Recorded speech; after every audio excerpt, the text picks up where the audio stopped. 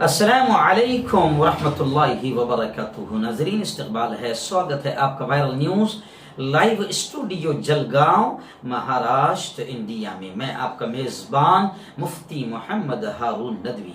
आइए डालते हैं हमारे प्यारे मुल्क भारत की बहुत ही ख़ास बड़ी 10 अहम खबरों पर नज़र। जी हाँ नाज़रीन, सबसे पहले मैं आपको बता दूं कि जो नए साथी है जिन्होंने अभी तक सब्सक्राइब नहीं किया है वो फौरन नीचे लाल कलर में सब्सक्राइब लिखा होगा उसे टच कर दें और बेल आइकॉन घंटी के बटन को भी दबा दें। घंटी के दबाने के बाद 3 ऑप्शन आएंगे, उसमें पहला ऑप्शन ऑल का रहेगा, उसको भी टच कर दें। इससे ये होगा कि हमारी हर खबर हर वीडियो आपको फौरन मिल जाया करेगी। और नाज़रीन, आज संडे है, इतवार का दिन है, हमारी ऑफिशियल छुट्टी होती है, लेकिन रमज़ान का मुक़द्दस महीना है, पैगाम रमज़ान हम लोगों तक पहुंचाना ज़रूरी समझ रहे हैं, तो हम ऑफिस भी आ रहे हैं। तो आज नेशनल न्यूज़ भी आप लोग हज़ारों की तादाद में देखते हैं, आपकी तमन्ना होती है, आप इंतज़ार करते हैं नेशनल न्यूज़ का, इसलिए आज हम नेशनल न्यूज़ भी भेज रहे हैं। लेकिन जो साइड में फ़ोटो चलता है खबर से मुताल्लिक़, खबर से रिलेटेड, वो आज फ़ोटो नहीं चलेगा। नाज़रीन, इस वक्त पहली बड़ी खबर जो मेरी निगाहों के सामने है, बड़ी अफसोसनाक खबर है। जी हाँ, लॉकडाउन यूँ समझिए कि मजदूरों के लिए सबसे बड़ी क़यामत बन गया और मजदूरों पर जो आफतें आ रही है वो दिल दहला देने वाली है। इस वक्त औरंगाबाद के बाद दूसरा बड़ा सानहा, दूसरा बड़ा हादसा यूपी में पेश आया कि 2 ट्रकों में खौफनाक टक्कर हुई, जिसमें 24 मजदूरों के मरने की, हलाक होने की इत्तला है। जी हाँ, सड़कें इस वक्त मौत का कुआं बन रही है मुहाजिर मजदूरों के लिए। मुख्तलिफ अहम शख्सियात ने रंजो गम का इजहार किया है, इमदाद का ऐलान भी हो गया है। जैसे मैंने कहा था कि जैसे औरंगाबाद में मजदूरों का जब इंतकाल हुआ, मजदूरों की मौत हुई, तो उनकी जान की कीमत 5 लाख रुपए आखिर लगा दी गई। आपको बता दूं कि यह वाकया जो दर्दनाक 24 मजदूरों के हलाक होने का है, उत्तर प्रदेश के जिला ओरिया के कोतवाली इलाके में शनिचर की सुबह यानी गुज़िश्ता कल पेश आया। 2 ट्रक आपस में टकरा गए। इस हादसे में तकरीबन 24 मजदूरों की मौत और 35 मजदूर शदीद तौर पर जख्मी हुए हैं, जिनमें से 15 की हालत काफी नाजुक बताई जा रही है। ऐसे ही दूसरी खबर रियासत मध्य प्रदेश से भी मजदूरों पर कयामत बनकर गिर पड़ी है। खबर यह है कि वहां पर भी एक ट्रक के पलट जाने से 6 मजदूरों की मौत हो गई। 2 दर्जन से ज्यादा मजदूर जख्मी बताए जा रहे हैं। जो रास्तों से लोग मुंबई से रिक्शा से भी निकल पड़े हैं, अपनी काली पीली टैक्सी वो जो वहां चलाते थे मुंबई में, उससे भी निकल पड़े हैं, और कुछ लोग जो पैदल जा रहे हैं, तो रात के अंधेरे में ट्रक गाड़ियां उनको ठोक रही है। मजदूरों के लिए ये सरकार यूं समझिए कि मौत का सामान लेकर आई है, और इस सरकार का बगैर प्लान और मंसूबे के ऐलान किया हुआ लॉकडाउन यूं समझिए कि मजदूरों के लिए मौत बनकर, कयामत बनकर गिर रहा है। मध्य प्रदेश के सागर डिवीजन के छतरपुर जिला के बक्सवा थाना इलाके में गुज़िश्ता कल सुबह एक ट्रक के पलट जाने से इसमें भी। नाज़रीन, तीसरी बड़ी खबर इस वक्त मेरी निगाहों के सामने मगरिबी बंगाल की आई है कि मगरिबी बंगाल में बड़ी तादाद में अस्पताल में, हॉस्पिटल्स में काम कर रही नर्सों ने इस्तीफा दिया और वो अपने वतन वापस लौट रही है। जी हां, कोरोना वायरस से लड़ाई के दरमियान मगरिबी बंगाल में बड़ी तादाद में नर्सों के काम छोड़कर घरों को वापस जाने का मामला, इस्तीफा देने का मामला सामने आ रहा है। इस वक्त ये तो नहीं पता चला है कि किस वजह से नर्सों ने इस्तीफा दिया है, लेकिन कहा यह जा रहा है कि जिस तरह गुजरात के अहमदाबाद में डॉक्टर छोड़कर भाग गए, क्योंकि डॉक्टरों का यह कहना है हमारे पास पीपीई किट्स नहीं है, हमारे पास में पूरा साजो सामान नहीं है, हमें अपनी जान की भी हिफाजत करना है। तो यहां पर मरकजी सरकार पर लोग कमेंट्स करते हुए नजर आ रहे हैं कि मरकजी सरकार पूरी तरीके से फेल हो गई है। डॉक्टरों के लिए तालियां थालियां बजवा रही है, फूल बरसा रही है, लेकिन उनको बचने का इंतजाम नहीं कर पा रही है। तो यही मगरिबी बंगाल से बड़ी खबर आई है और बड़ी चौंकाने वाली खबर है, क्योंकि नर्सों का छोड़कर जाना ये इंतहाई यूं समझिए कि खतरनाक साबित हो सकता है। मगरिबी बंगाल में अब तक 2461 लोगों के इन्फेक्शन से मुतासिर होने के मामले सामने आए हैं और 225 लोग इस बीमारी से अभी तक के मर चुके हैं, जबकि 829 लोग सेहतयाब भी हुए हैं। और ऐसे वक्त में जब बीमारी फैल रही है, नर्सों का छोड़कर जाना यह बड़ा खतरनाक साबित हो सकता है। इसलिए लोग मुतालबा कर रहे हैं कि मरकजी सरकार इसमें मुदाखलत करे। नाजरीन, दिल्ली की रोहिणी जेल की बड़ी खबर इस वक्त सामने आई है। राजधानी के रोहिणी जिला के एक कैदी को कोरोना वायरस हुआ। उसके साथ रहने वाले 19 में से 15 कैदी और एक जेल एहलकार भी फिर कोरोना से पॉजिटिव पाए गए, मुतासिर हो गए। जी हां, तिहाड़ जेल के डायरेक्टर जनरल संदीप गोयल ने शनिचर के रोज ये बताया कि रोहिणी जेल में एक कैदी कुलदीप कि हाल ही में कोरोना इन्फेक्शन के पाए जाने की वजह से मौत हुई।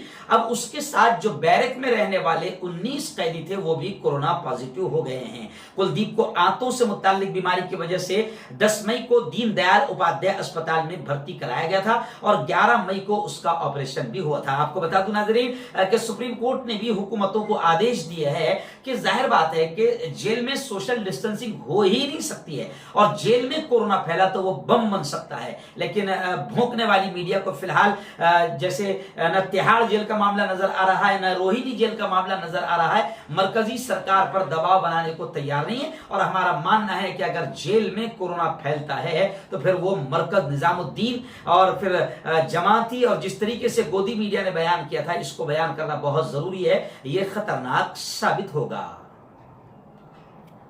नाज़रीन, इस वक्त एक बड़ी खबर मेरी निगाहों के सामने आई है, मध्य प्रदेश से आई है कि मध्य प्रदेश में तबलीगी जमात के खिलाफ हुकूमत क्रैकडाउन कर रही है। हुकूमत का जालिमाना रवैया सामने आ रहा है। इस वक्त खबर है कि गैर मुल्कियों समेत तकरीबन 71 लोगों को गिरफ्तार किया गया, जिनमें से 35 को जेल भेज दिया गया है। भोपाल में पुलिस ने तबलीगी जमात से ताल्लुक रखने वाले 71 लोगों को गिरफ्तार किया, जिनमें बेशतर बाहर मुल्कों के हैं। मीडिया जराये से मिल रही खबरों के मुताबिक 71 तबलीगी जमात के अराकीन को गिरफ्तार किया गया और उनमें से 35 जमातियों को जेल भेज दिया गया है, जबकि 36 को अभी हिरासत में रखा गया है। नाज़रीन, इस महामारी और इस मुसीबत के दौर में भी बीजेपी के लोग और अंधभक्त टोला और कुछ संगी जहन के लोग मुल्क में नफरतों का माहौल बना रहे हैं। खैर, इस वक्त मगरिबी बंगाल की खबर है कि वहां पर भारतीय जनता पार्टी के 2 मेंबरान पार्लियामेंट के खिलाफ मुकदमा दर्ज कर लिया गया है और उन पर तशद्दुद भड़काने का इल्जाम आयद किया गया है। मेंबरान पार्लियामेंट पर इल्जाम है कि उन्होंने हुगली जिला के तलेनीपाड़ा गांव में जो दंगा हुआ, जो फसाद हुआ, चंद्रनगर पुलिस हुक्काम के यहां मेंबरान पार्लियामेंट के खिलाफ मुकदमा दर्ज किया गया है। दोनों मेंबरान पार्लियामेंट को एक नोटिस भी जारी किया गया है, जिसमें कहा गया है कि 22 मई को रुकने पार्लियामेंट को इस मामले में पेश होना पड़ेगा। रात 12 बजे तशद्दुद केस में उनसे पूछताछ की जाएगी। ये नोटिस इंस्पेक्टर पुलिस सौरव पांडोपाध्याय ने जारी किया है। दरअसल तलनीपाड़ा गांव में 2 कम्युनिटी आमने सामने आई और इल्जाम है, मीडिया ने तो जो जहर फैलाया है, मैं आतंकवादी मीडिया कहता हूं, तो उन्होंने जो जहर फैलाया है वो तो एक अलग चीज है, लेकिन बीजेपी के आम आदमी, आम कार्यकर्ता नहीं, मेंबरान पार्लियामेंट एमपीज पर भी इल्जाम है कि उन्होंने बाकायदा तशद्दुद भड़काने में पूरा रोल अदा किया है। इस पर उन पर मुकदमा भी दर्ज किया गया है।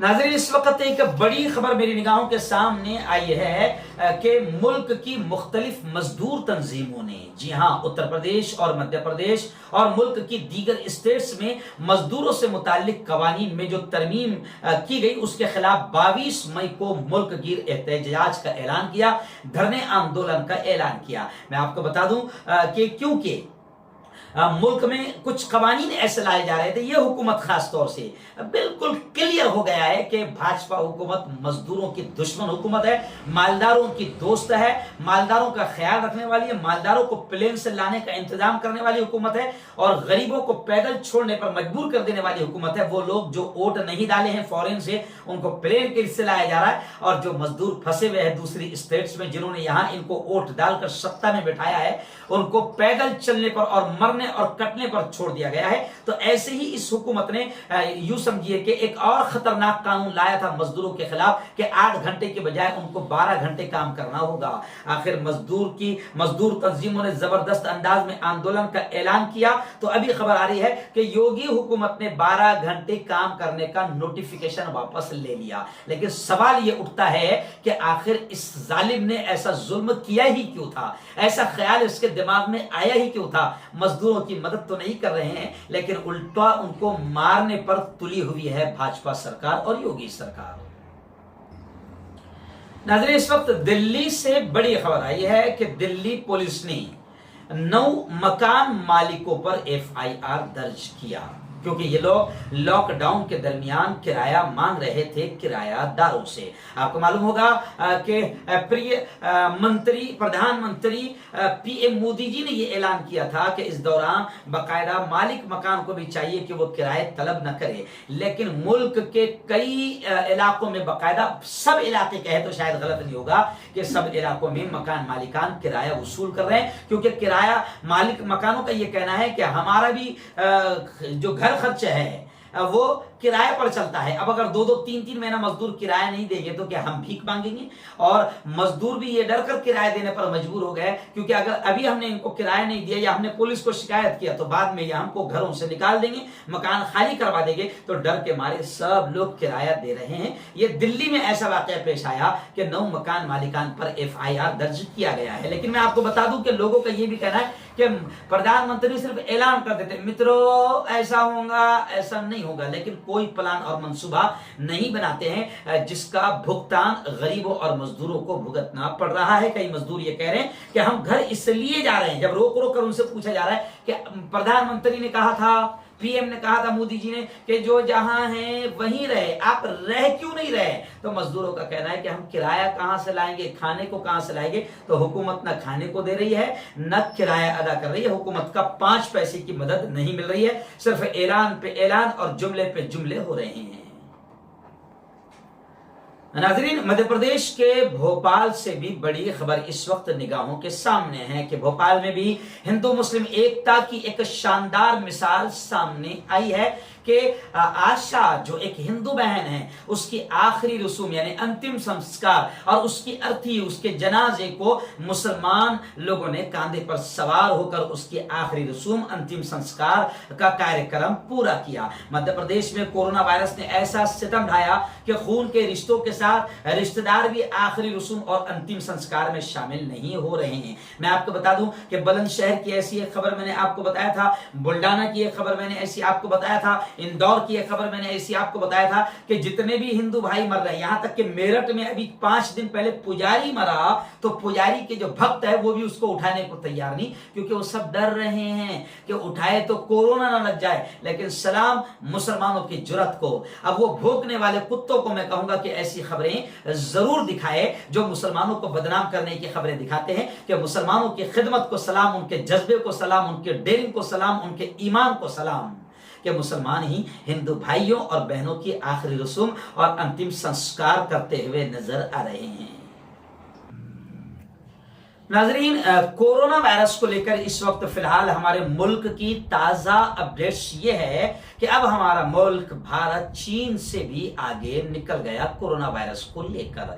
जी हां, 3,970 नए केस सामने आए हैं और मुतासरीन की तादाद अब 85,940 के करीब पहुंच गई है। सबसे ज्यादा तादाद वाले ममालिक की फहरिस्त में 11वें मकाम के साथ ही आलमी वबा के मरकज चीन से भी आगे भारत निकल गया है। गुज़िश्ता 24 घंटों में नए केसेस की बड़ी तादाद सामने आई है। मरकजी वज़ारत बराए सेहत और खानदानी बहबूद की जानिब से गुज़िश्ता कल सुबह जो आदाद शुमार, जो गिनती आंकड़े जाहिर किए गए हैं, तो मुल्क की मुख्तलिफ रियासतों और मरकज के जेर इंतजाम इलाकों में अब तक 85,490 अफराद कोरोना से मुतासिर हो गए हैं और 2,752 अफराद अब तक हलाक हो चुके हैं, मर चुके हैं, जबकि 30,153 अफराद इस वबा से मुकम्मल सेहतयाब होकर अपने घरों को लौट चुके हैं। नाज़रीन, इस वक्त एक बड़ी खबर यह भी आई है कि जम्मू कश्मीर के जो छात्र छात्राएं, जो स्टूडेंट्स, जो तलबा दिल्ली वगैरह में हॉस्टल्स में फंसे हुए थे, इस वक्त वो अपने घर पहुंच गए हैं। बड़ी खुशियों का मामला नजर आ रहा है और MHRD और जामिया इंतजामिया की जमकर तारीफ भी हो रही है। आपको बता दें कि जामिया मिल्लिया इस्लामिया में जेर तालीम जम्मू कश्मीर के कुल 22 यानी 13 तलबा और 9 तालिबात यूनिवर्सिटी इंतजामिया ने खुसूसी बसों के जरिए उनको अपने घरों तक पहुंचा दिया। ये कदम जम्मू कश्मीर इंतजामिया के साथ मिलकर उठाया गया। MHRD के ताउन से उठाया गया। चीफ सेक्रेटरी जम्मू कश्मीर और नई दिल्ली में रेजिडेंट कमिश्नर जम्मू कश्मीर ने भी तलबा को उनके घर वापस भेजने में अपना पूरा ताउन किया। चूंकि यूनिवर्सिटी बंद है और लॉकडाउन की वजह से काफी तकलीफें आ रही थी। आपको बता दें कि इस वक्त बिहार, झारखंड, यूपी और दीगर रियासतों के हॉस्टलों में भी मुकीम तलबा अपने वतन वापस जाने के लिए बेचैन हैं। अब कोशिशें की जानी चाहिए कि उनको भी अपने घर तक जल्द से जल्द पहुंचाया जाए।